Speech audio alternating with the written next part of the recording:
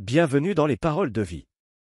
Aujourd'hui, nous plongeons dans l'image puissante de Jésus comme le bon berger.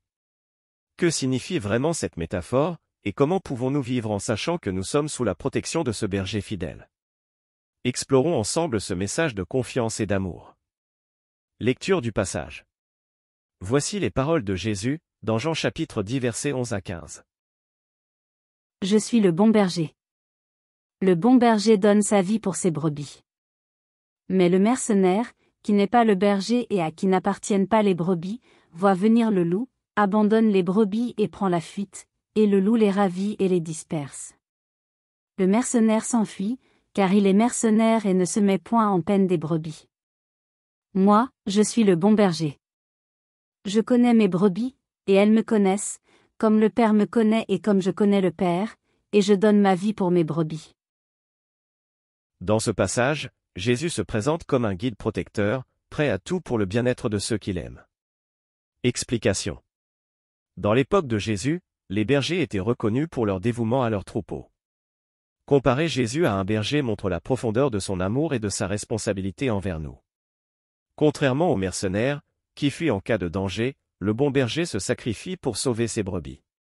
Cette image révèle la protection et la fidélité de Dieu. Jésus affirme son amour inconditionnel et constant pour chacun de nous, même dans les moments les plus difficiles. Jésus se distingue aussi comme un berger qui connaît ses brebis par leur nom, un signe d'intimité et de connexion personnelle. Dans ce sens, il ne s'agit pas d'un amour vague, mais d'une relation unique et précieuse entre chaque croyant et le Christ. Cela nous appelle à accepter cette guidance et à répondre avec confiance, sachant qu'il connaît nos besoins et nos luttes. Application pratique. Comment vivre en tant que brebis du bon berger? Voici des pistes concrètes. 1. Avoir confiance dans les moments difficiles. Lorsque tu te sens perdu ou vulnérable, rappelle-toi que Jésus veille sur toi avec un amour infini. Dépose-lui tes fardeaux et souviens-toi qu'il est toujours prêt à te guider. 2. Écouter sa voix. Consacre du temps à la prière et à la méditation sur sa parole, pour apprendre à reconnaître sa voix dans ta vie. Écouter Jésus, c'est apprendre à suivre des valeurs basées sur l'amour, la patience et la miséricorde. 3. Suivre son exemple, comme il se donne pour nous, nous sommes aussi appelés à prendre soin des autres avec bienveillance.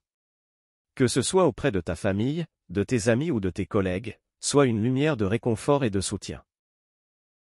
Prions ensemble. Seigneur Jésus, merci d'être notre bon berger. Donne-nous la foi de te suivre avec confiance, sachant que tu veilles sur nous à chaque instant. Aide-nous à écouter ta voix et à répandre ton amour autour de nous. Amen. Merci d'avoir été avec nous aujourd'hui. Que Dieu te guide et te bénisse. Abonne-toi pour plus d'épisodes inspirants.